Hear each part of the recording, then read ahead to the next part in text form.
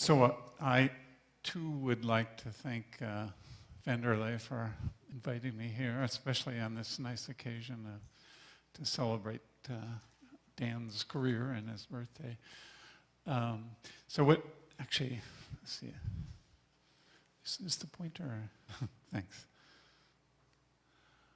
So just briefly, I'm going to tell a little bit about Dan's work on the hydrogen maser, and then how that influenced me, and also then later how I got into spectroscopy of ions, and that led to this more recent work on optical clocks. And I have to apologize. It's certainly more of a personal view of things. First, starting with the hydrogen masers, and it's only the work at our lab is only representative of a large amount of work going around the whole world. So one thing, actually, the start before the hydrogen maser, Dan and Norman Ramsey and their student had this idea about confining atoms, and of course it's very important to confine to get long interaction times. And of course, the one issue is, can you confine atoms in a box without perturbing their structure? And so they were looking at materials with low polarizability. And so before the maser was this experiment, the broken beam atomic resonance experiment, and basically the experiment was to have an atomic beam machine with a A and B magnet, but in between a structure that allowed the atoms to bounce. And they were able to see that, in fact, in this case, cesium atoms could bounce off this low polarizability material. And that was really the start. One thing that's kind of interesting is this was a one-page phys rev letters, which goes to say, you don't, if you have something important to say, you don't need to try to cram things into 4 pages to convince referee B that it's really worth publishing in phys rev letters. But anyway, so that led to the actual hydrogen maser, and I think it's still a dramatic example of this idea of using these low polarizability materials. So the first masers were used paraffin coating on the inside of this maser bulb, and they were able to get coherence times of the atoms in the maser on the order of close to a second. And I must say, one of the things that really influenced me strongly was this paper by Dan and phys rev A, and it was really, I still have my original copy of this, which is kind of tattered and has coffee spilled all over it, because it was really a model for how a paper should be written on evaluating all the systematics in these type of experiments. So about the same, or not long after that, then one of Ramsey's goals was to do a precision measurement on all 3 isotopes. And so not long after that, there was this experiment on tritium. One nice thing about tritium is its frequency is very close to that of hydrogen, and so Dan can probably tell a story better than me, but I think they sacrificed one of the masers to put tritium in it, and then because of the problem of radioactivity, I think it got buried somewhere later after the experiment was over. So anyway, as I say, Norman wanted to have the precision measurements of all 3 isotopes. So my task at the time, I took on to measure deuterium hyperfine frequency, and it was a fairly straightforward experiment, but only complicated by its longer wavelength. And this is a picture of Norman's group in 1966. That's me there trying to get close to the boss, you see. Anyway, I like to say this is this measure. I think I'm the only one in the universe that has that number memorized, because it was the main result of my thesis. So although Dan and Norman, actually they were first involved in the planning of this experiment that was carried on by Bob Vassaux. And this was to me, still a really dramatic experiment in that it was basically a suborbital rocket flight where Bob and his colleagues put a maser on board a satellite that basically went up and came down, splashed in the ocean, and but during that time they tracked the frequency of the maser on board, and because of the different signatures of the gravitational redshift and the second order, so-called second order time dilation shift, they were able to extract precision measurements on both of these, and I think this still. First of all, what always impressed me, I guess it's true in any of these space experiments, that the thing, you get one shot and the thing has to work, and this was a dramatic success. And I think this, even in spite of this talk, the measurements going on with atom interferometers, I think this is still regarded as the most precise measurement of the gravitational redshift, for example. Anyway, during the time when I was a student, I was reading papers, and I was attracted to Hans Demold's experiments on the helium hyperfine structure. Helium 3 plus is just like hydrogen, of course, but the problem is there really was no way or no easy way to detect states, and I found these experiments kind of heroic. They basically, they stored the ions in a RF Paul trap. They prepared the states. They polarized them with sending polarized cesium through the ion trap, which would polarize the ions. And then to detect, they looked at a state-dependent charge transfer process, and then they would look at the difference in the ion number depletion through the induced currents in the electrodes. Anyway, they were able to get to a high precision measurement, and in this case, the storage times in these traps could be essentially infinite on any practical scale, but the energy was fairly high. So this experiment was limited by the second order Doppler shift, and so later this idea of using ions was carried forward first by Gunther Wirth and Fuad Major, who they zeroed in on mercury, and mainly because it has a very high, relatively high hyperfine frequency in the ground state. And this work was further carried on, I think most successfully now, by John Presage at JPL, and there the emphasis on, this is a clock that goes on board a space probe, and so at least up until the present time, to use lasers in this system is really prohibitive. So they basically use an optical pumping lamp, another isotope of mercury, which allows the atoms to be depumped and also detected through state-dependent fluorescence. And so these are the kind of numbers that they're getting now, precisions of about a part in 10 to the 13, but more importantly, these very high stabilities over long times. And of course, in our lab, we also appreciated this high hyperfrequency, and starting in the early 80s, we were kind of aiming towards this, and it took us a while, of course, but anyway, we were able to do a fairly high precision measurement, and because of laser cooling, then we could suppress these second-order Doppler shifts, which still affect these measurements up here. And in fact, we did a Ramsey experiment with fairly long probe times in this experiment.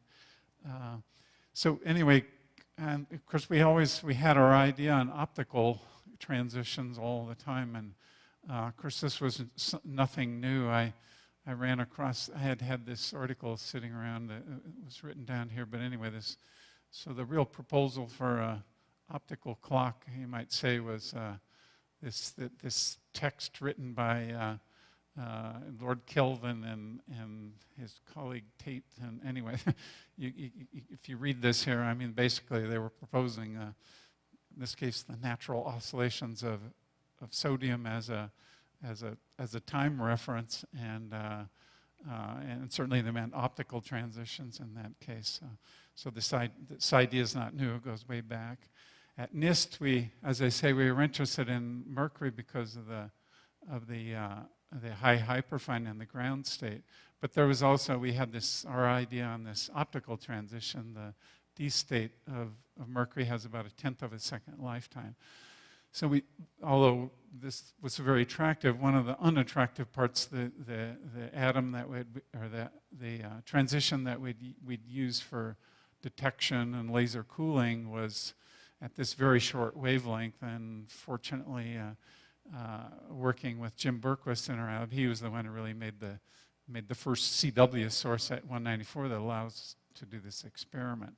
And of course, the idea then for using single ions was just to suppress all the systematics associated with multiple ions. And so this had been our target actually one of our targets since 1981. And the way the clock experiment goes, of course, is that you alternate probing this clock transition with turning on this laser to detect. And if the ion is excited to the excited level, then this fluorescence goes away. So you can get very high detection, even though it's on a single ion.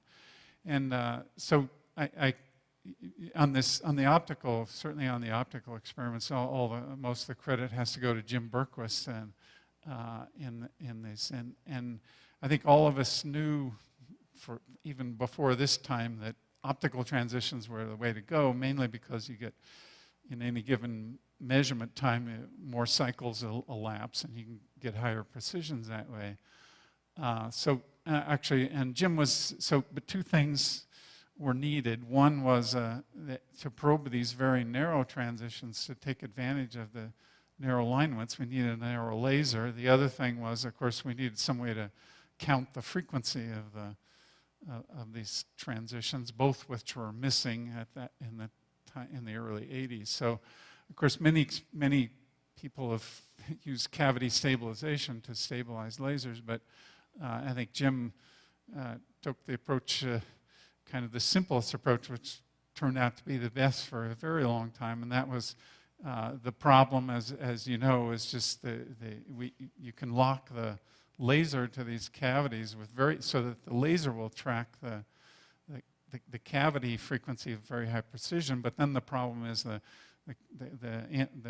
distance between the mirrors is wiggling around due to vibrations. And so Jim took this fairly simple approach, but very effective. He basically had a small optical table supported by surgical tubing, you see here.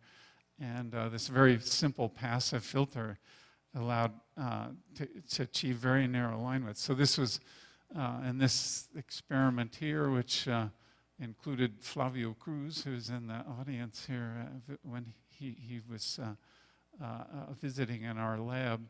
Anyway, this shows the beat note between two lasers on separate tables. These are at 563, which when doubled allows us to probe this narrow transition in mercury. But this, anyway, sort of averaging over 20 seconds, you can see a line width of about 0.2 of a hertz. And it's now, although we didn't really understand at the time, I think it's now understood that the line width is due to the fact that the mirror substrates are vibrating, and this is what currently limits all these very stable lasers in the optical regime that are stabilized by cavities. So that allowed us to at least think about probing these narrow transitions. The other thing was, how do you measure frequencies? Well, certainly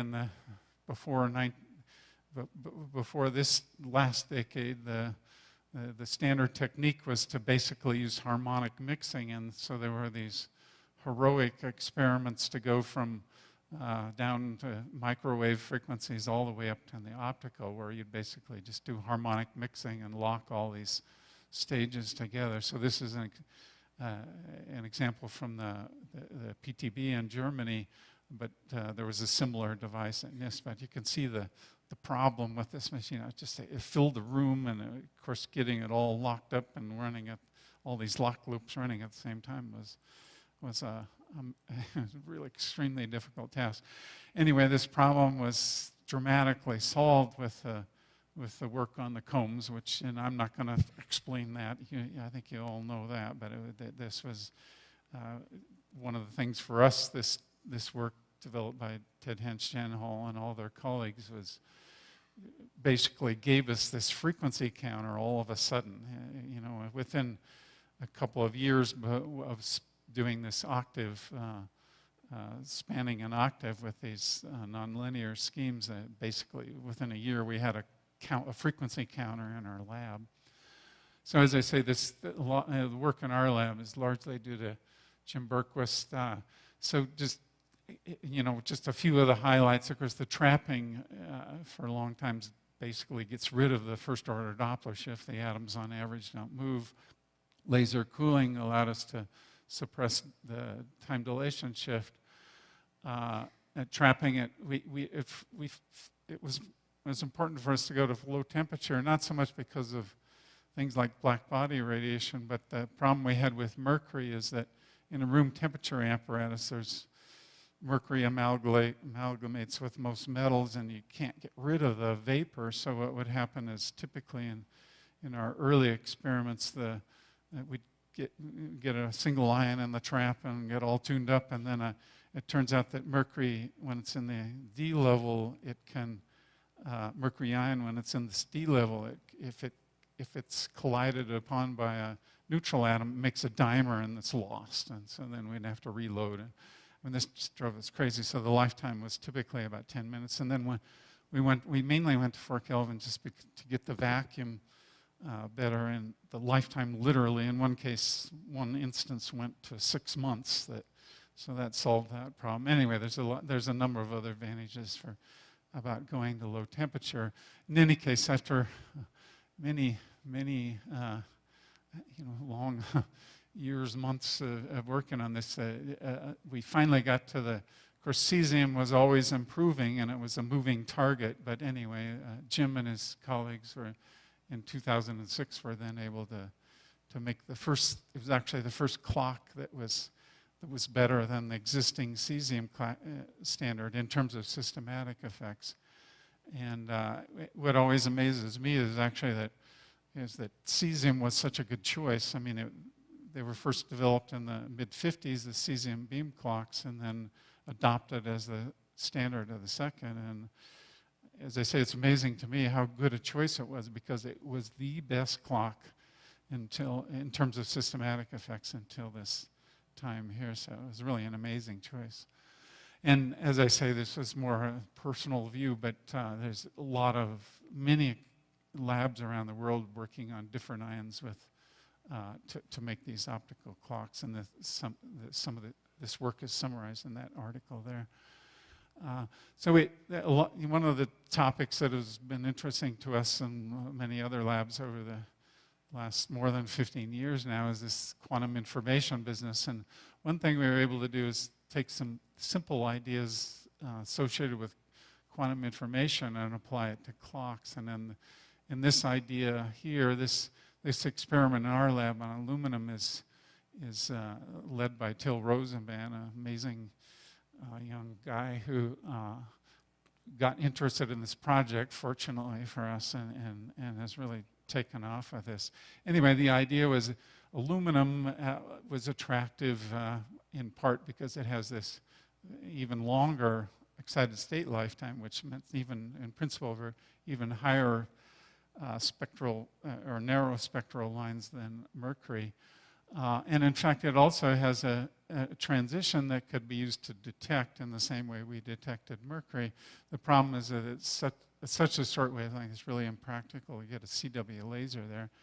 So using some simple ideas that actually emanated originally with Ignacio Serac and Peter Zoller for how to make a quantum computer, we used some of the simple ideas, and the basic idea is what we do is we put, this example here, we put a magnesium ion along with an aluminum ion in our ion trap. And the idea is that, taking off from what Serac and Zoller proposed, is what we can do is if we prepare the ion here, we try to excite it. In general, the ion is in some superposition state. And at least in one version of this process, what we can do is we can map this superposition state onto a motional state superposition of one mode of the ion motion in the trap. And then we basically reverse that process, map the superposition onto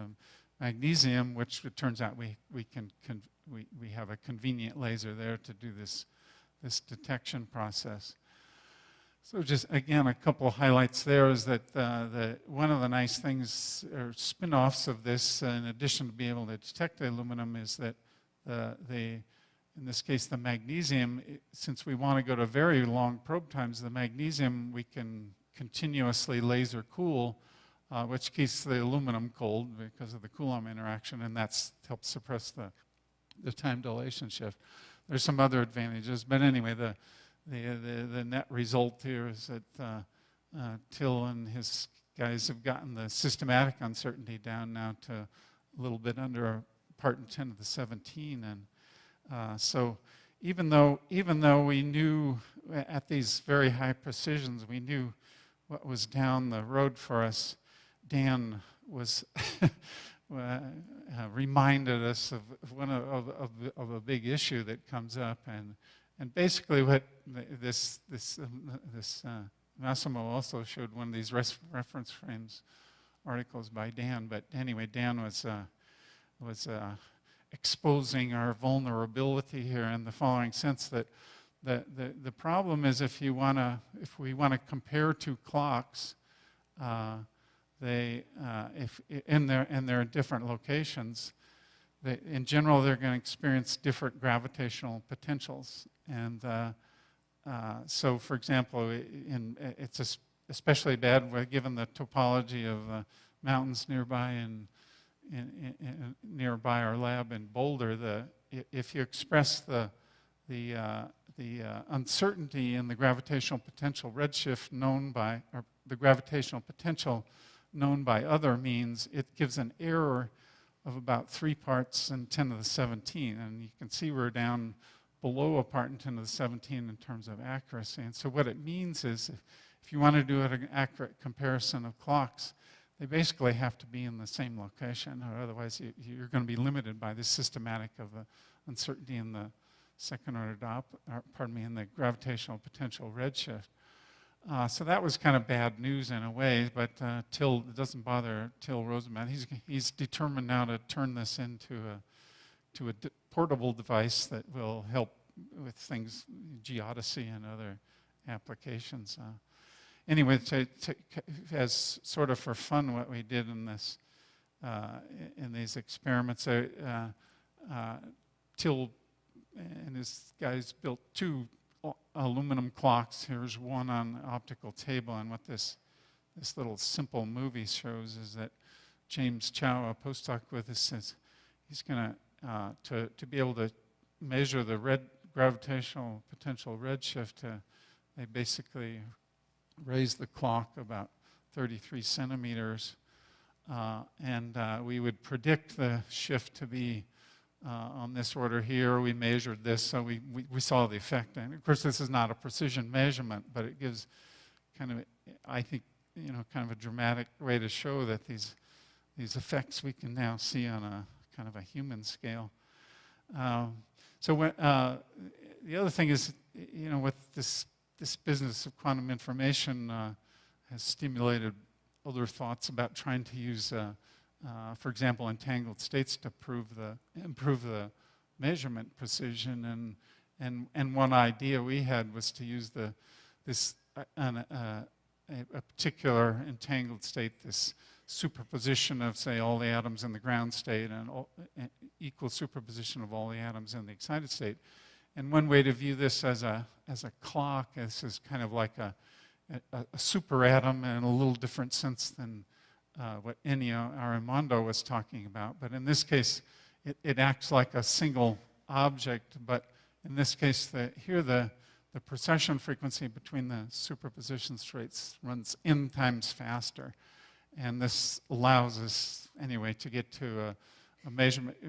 If we're only limited by projection noise, then it would allow us to reach the Heisenberg uncertainty limit on these measurements. That's still true, so that it's true in the sense that if you're only limited by projection noise, then you can get this advantage. And we've done some demonstrations showing this. We and others, Reiner's actually done the most atoms in these kind of experiments, and you can see the advantage. But it turns out in the optical clocks, what really limits us is the noise in the local oscillator, the laser, which has 1/F's noise. And in fact, that 1/F noise erases the advantage you get with these entangled states. So all of the entangled states are in principle, they work if you're only limited by projection noise. In the real world, you're bothered by the laser frequency noise, and you lose this advantage. But anyway, we hope, with advancements in the lasers to be able to take advantage of these states later on. I do want to, of course, I have to thank all the people in our group. This lists some of our group some of our current members and recent past members, and of course, all the credit really goes to them. And as I say, this has been a pretty egocentric view of the field. There's a very large number of labs around the world that are doing very nice and similar experiments. So I wanted to, I started out by saying, I was inspired by Dan's work. Actually, Dan, we didn't really overlap at Harvard. Dan was just moving down to MIT from Harvard about the time I arrived. So I only knew his papers, but as I say, those were an inspiration for me. But I think most people, think of Dan as the physicist. When I couldn't help but show this picture here. So this was a picture taken after the ICUT meeting in 2004, and you can see Dan has other talents that not everybody knows about. But anyway, I wanted to also wish Dan a happy birthday, and thank you personally, Dan, for the inspiration, and thank you. Thanks for that.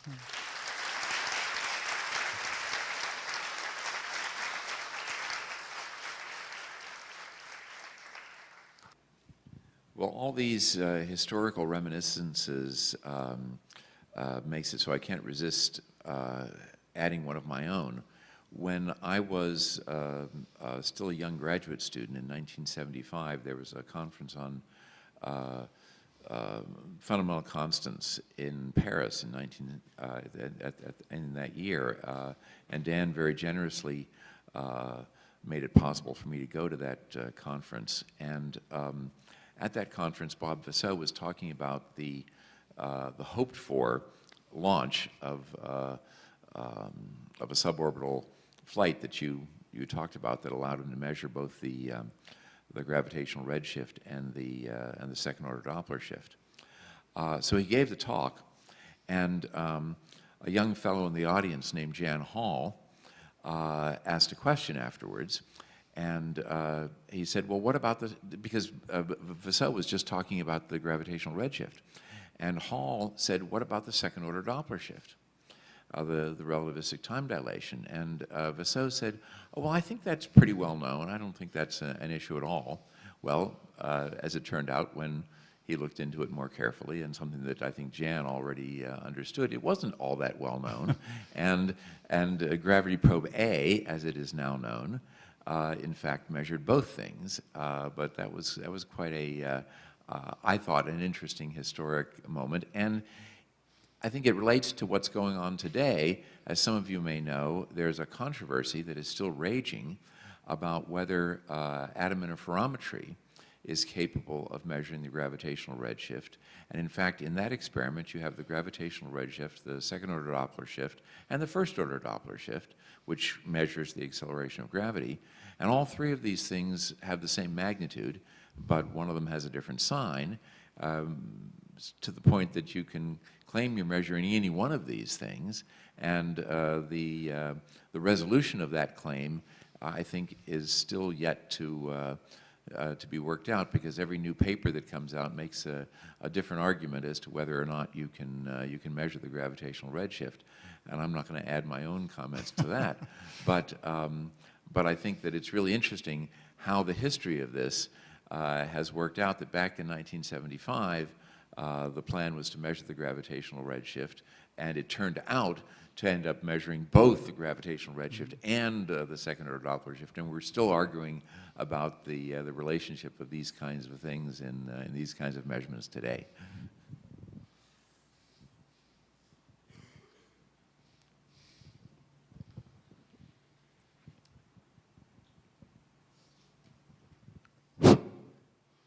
Italy is funding an experiment to measure with an atomic interferometry things like this. So maybe we should stay in contact, you know. More questions? Okay, so let's thank Professor Wineland.